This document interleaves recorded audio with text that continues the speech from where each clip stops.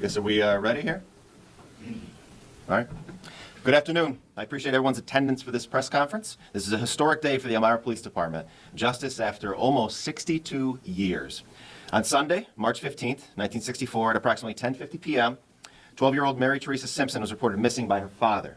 Mary Theresa was last seen in the area of Market Street and Harriet Street on the east side of Elmira around 6:30 p.m. that night. She had been visiting family and then believed to have started walking home.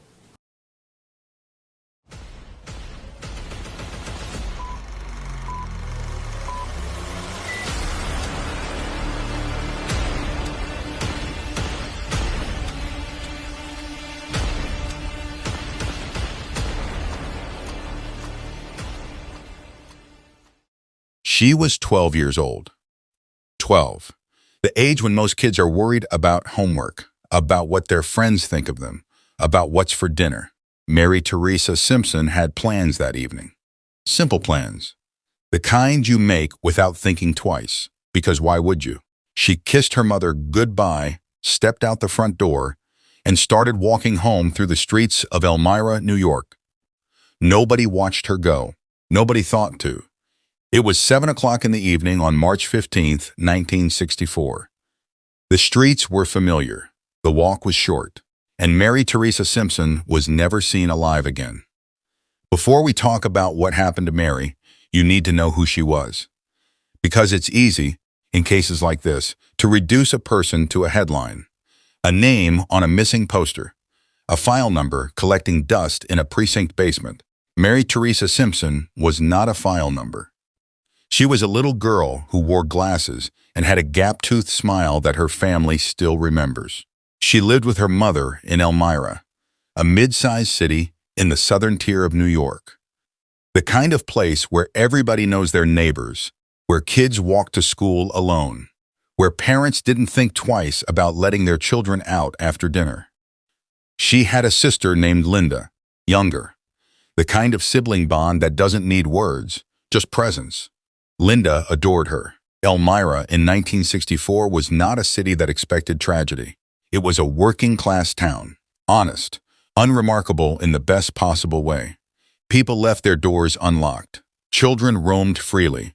Life moved at the pace of seasons, slow, predictable, safe. That sense of safety is important because it explains why nobody panicked immediately when Mary didn't come home that first evening. Maybe she stopped at a friend's house. Maybe she lost track of time. But the hours passed, and she didn't come home. Her mother waited. Then she called. Then she searched. Then she called the police.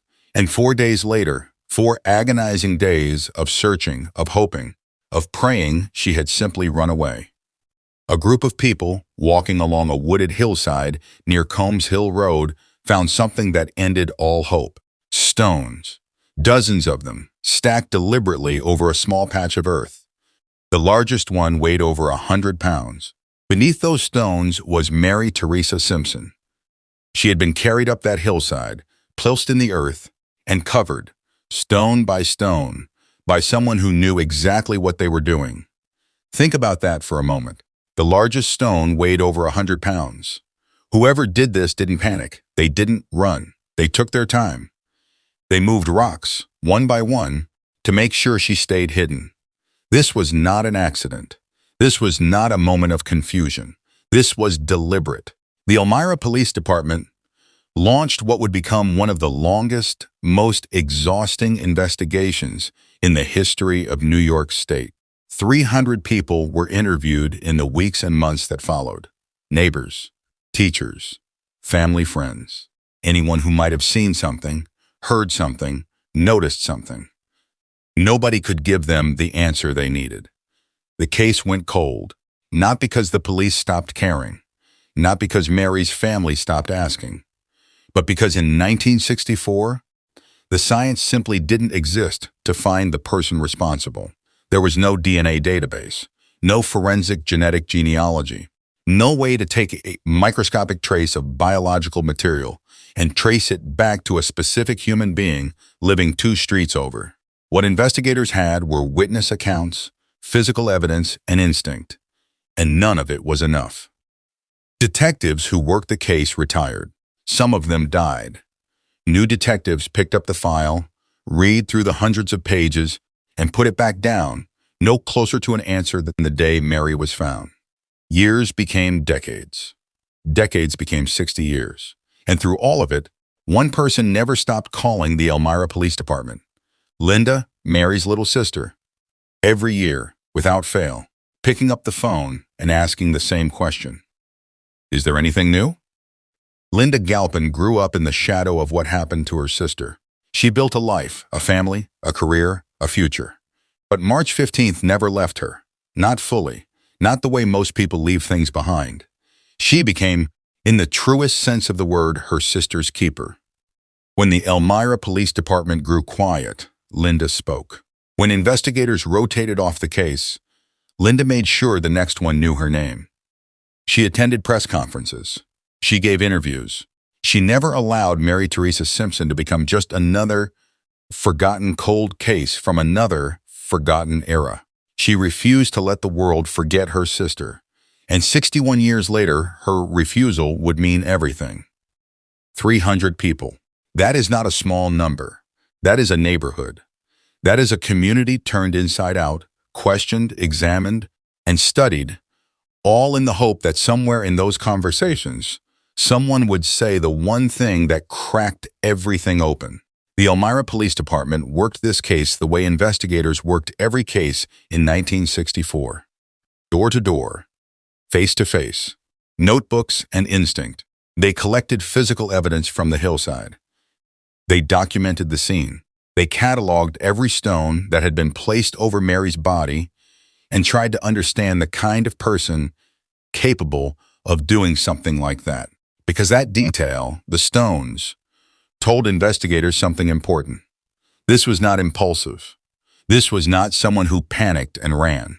Whoever carried Mary Theresa Simpson up that hillside and covered her, stone by deliberate stone, had time, had composure, had the presence of mind to think about concealment. That kind of calm is rare, and it is terrifying. Investigators focused on the geography. The hillside where Mary was found was not far from where she was last seen, which meant one of two things. Either she was taken quickly, within minutes of leaving her mother's door, or she knew the person who took her. In cases involving children, that second possibility is almost always the harder one to accept. Because it means the danger didn't come from a stranger in the dark. It came from someone familiar, someone trusted, someone who may have smiled at Mary, called her by name, and offered her something as simple as a ride home.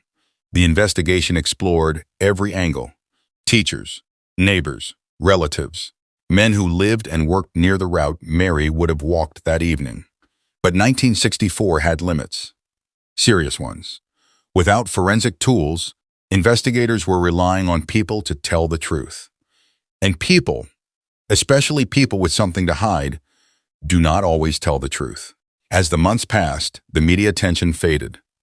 Elmira moved on, the way cities always do, because life demands it. But inside the Simpson family, nothing moved, nothing settled. The absence of Mary was not something you got used to. It was something you carried.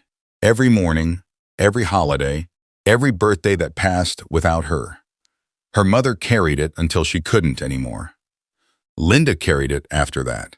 The case file grew thicker with each passing year, new detectives adding new notes, new theories, new dead ends.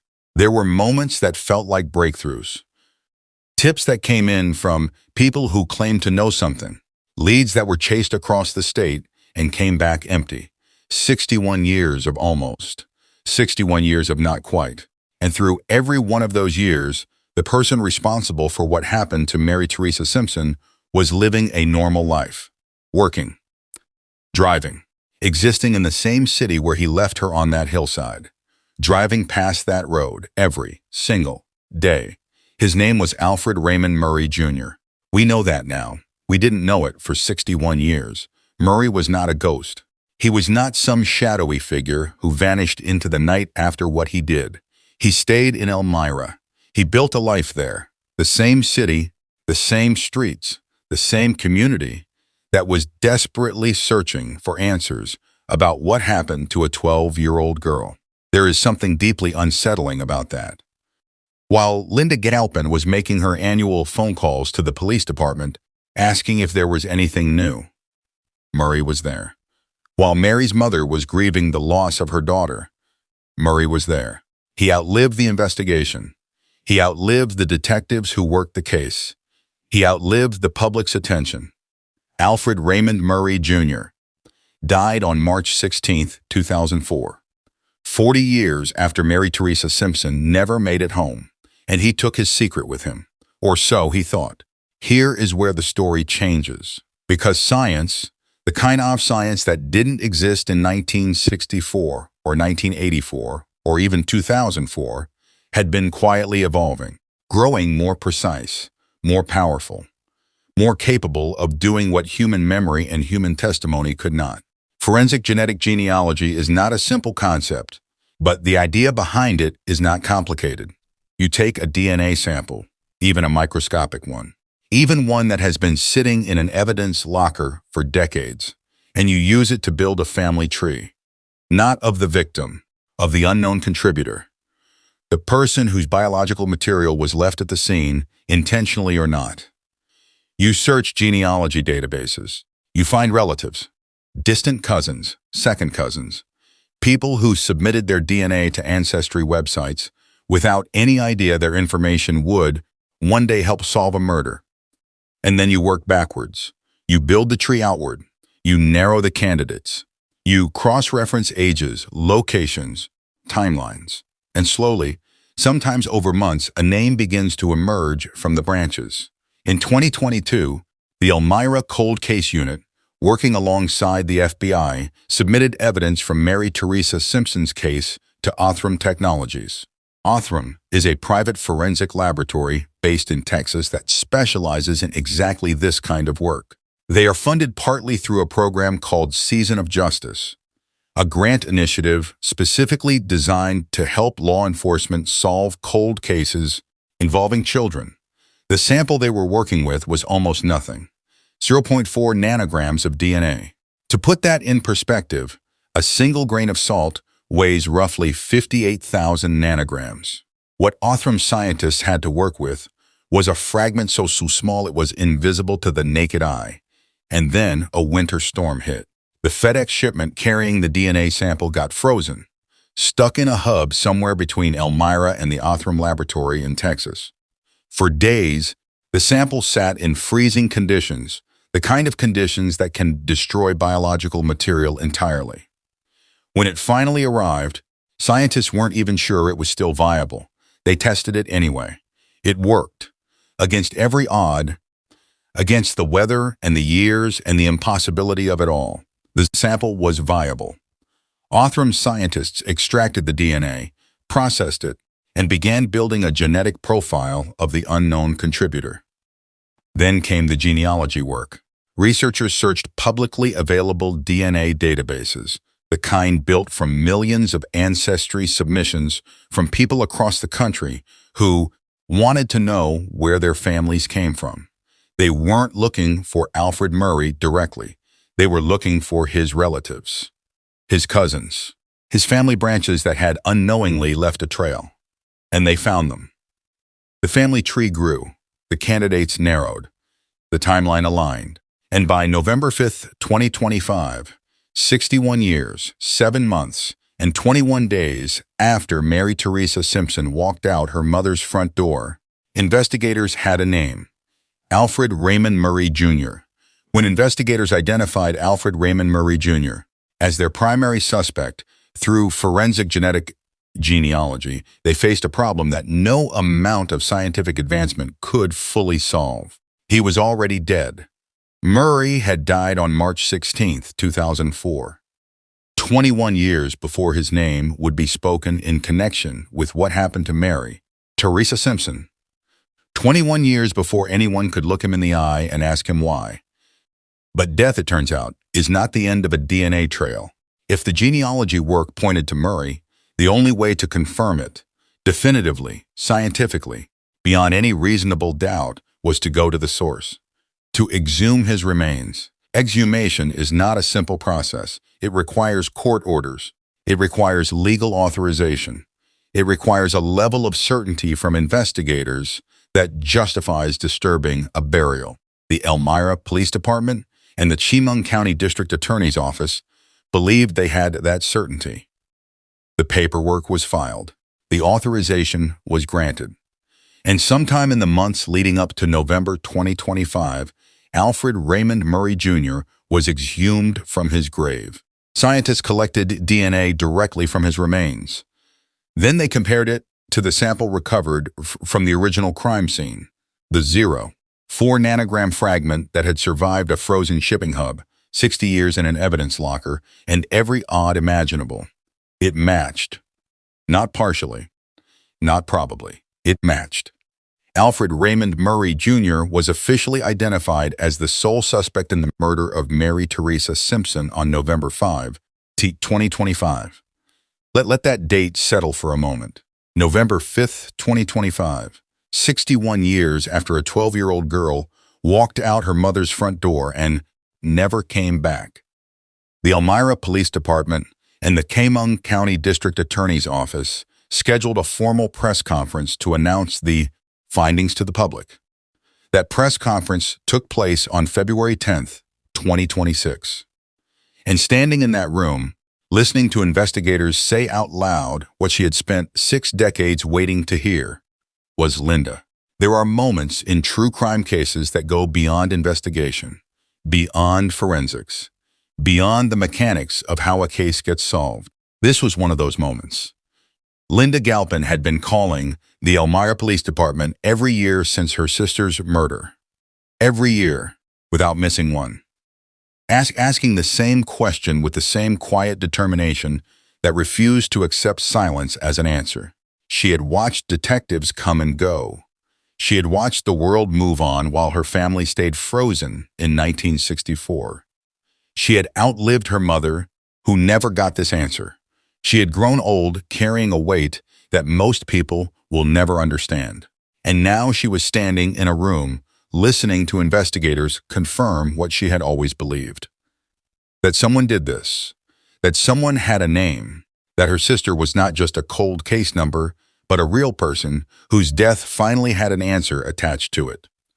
In interviews, Linda described what it felt like to finally get that call, to finally hear those words. She said she felt relief, not joy, not triumph. Relief. The quiet, exhausted relief of someone who has been holding their breath for 61 years and has finally been allowed to exhale. So who was Alfred Raymond Murray Jr.? That question matters, because understanding who he was helps explain how he managed to avoid detection for so long. Murray was not a drifter. He was not a transient who moved through Elmira and disappeared. He was a resident, a member of the community. The kind of person whose presence on those streets would have attracted no attention whatsoever, because he belonged there. After Mary's murder, he continued living in Elmira. He drove through those same neighborhoods. He may have passed Combs Hill Road hundreds of times over the decades that followed. He attended community events. He existed among people who were grieving, among people who were afraid, among people who were desperate for answers. And he said nothing. For 40 years, from 1964 until his death in 2004, Alfred Raymond Murray Jr. carried what he did in complete silence. The investigation never reached him. The 300 interviews never landed on his doorstep with enough force to break through, whether through luck, circumstance, or the simple limitations of 1960s forensic science. He remained invisible. FBI Special Agent Kenneth Jensen, who worked the case in its later years, described the investigation as one of the most complex and emotionally demanding cold cases he had encountered. 300 interviews, 61 years of accumulated files, a case that had passed through the hands of more investigators than anyone could easily count. And yet, the evidence survived. That is the detail that matters most when you think about how this case was ultimately solved. Somewhere in the Elmira Police Department's evidence storage, a biological sample collected in 1964 had been preserved carefully enough to still be usable 6 decades later. That doesn't happen by accident. It happens because someone, at some point, made the decision that this case was worth preserving, worth maintaining, worth keeping alive even when the trail had gone completely cold. And it happens because a woman named Linda Galpin kept calling. There is a version of this story where the evidence gets lost, where the sample degrades beyond use, where the funding for forensic testing never comes through, where Linda stops calling because the grief becomes too heavy to carry. In that version, Alfred Raymond Murray Jr. remains unknown forever. Mary Theresa Simpson remains just another unsolved case from another forgotten decade. But that is not what happened. What happened is that a 4 nanogram DNA sample survived 60 years in an evidence locker, survived a winter storm that should have destroyed it, arrived at a laboratory in Texas, and gave scientists just enough to work with. What happened is that Linda Galpin never stopped making that phone call. What happened is that forensic genetic genealogy, a technology that didn't exist when Mary was murdered, barely existed when Murray died, had advanced precisely far enough to close this gap. Every single piece had to fall into place. And somehow, against 61 years of odds, every single piece did. The Chemung County District Attorney's Office was careful in how they framed the announcement. Alfred Raymond Murray Jr. was identified as a suspect. He was never charged. He was never convicted. He died in 2004 without ever standing in a courtroom, without ever being forced to answer for what he did. That is a painful reality for cases like this. The legal system requires a living defendant. It requires a trial. It requires the machinery of justice to operate in real time. And sometimes, the suspect escapes that machinery simply by dying first. But identification is not nothing. For Linda, for Mary's memory, for the Elmira community that spent 61 years without an answer, having a name matters, having confirmation matters, having the science say clearly and definitively, this was the person responsible. That matters. Every cold case has 2 stories. The first is the crime itself. What happened, how it happened, and who was responsible. The second story is quieter, less talked about, but in many ways, more important. It is the story of what the people left behind do with the years that follow. Some families fall apart. The grief is too heavy, the silence too loud, the unanswered questions too consuming. Some people spend decades angry at investigators, at the system, at a world that moved on while they stayed frozen. And some people, rare people, the kind you don't fully appreciate until you hear their story, decide that staying frozen is not an option. Linda Galpin was one of those people. She was a little girl when she lost her sister. She became an adult, built a life, raised a family, all while carrying March 15th, 1964 in the back of everything she did. She made phone calls that most people would have stopped making after the first decade. She gave interviews that kept Mary's name in conversations long after the world had forgotten. She showed up year after year to remind anyone who would listen that her sister was real, that her sister deserved answers, and that she was not going anywhere until those answers came. 61 years is a long time to hold on to something. Most of us will never understand what that kind of endurance costs a person, but we can understand what it produced.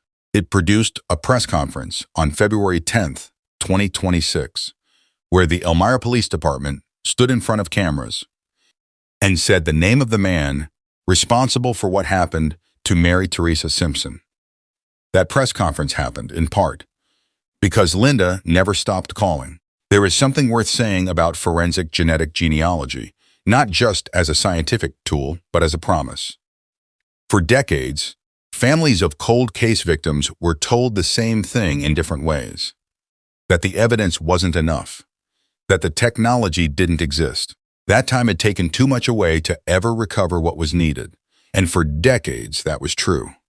But the science kept moving, quietly, steadily, in laboratories and universities and private companies that understood something important, that biological material, preserved carefully enough, is one of the most durable records a human being can leave behind. More durable than memory, more durable than witness testimony, more durable than the careers of the detectives who worked the case and the patience of the families who waited. A person can lie, a person can forget, a person can die and take their secrets with them. But DNA does not lie, DNA does not forget. And DNA, as Alfred Raymond Murray Jr. discovered 61 years too late, does not expire.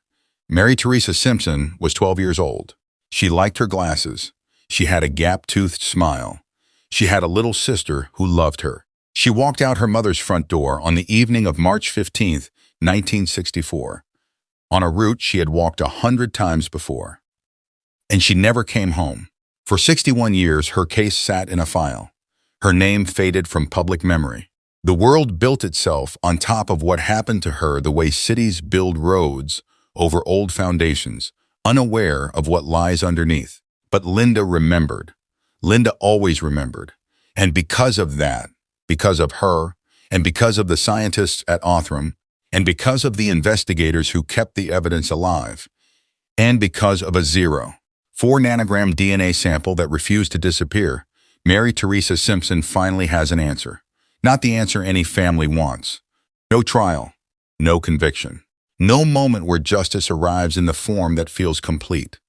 But a name, a confirmed identity, a scientific declaration that says clearly and permanently, this is what happened, and this is who was responsible.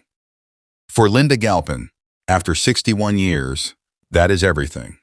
If this case stayed with you the way it stayed with me, share it. Because Mary's story deserves to be heard. And there are families out there still waiting for the phone call Linda finally got. We will see you in the next one.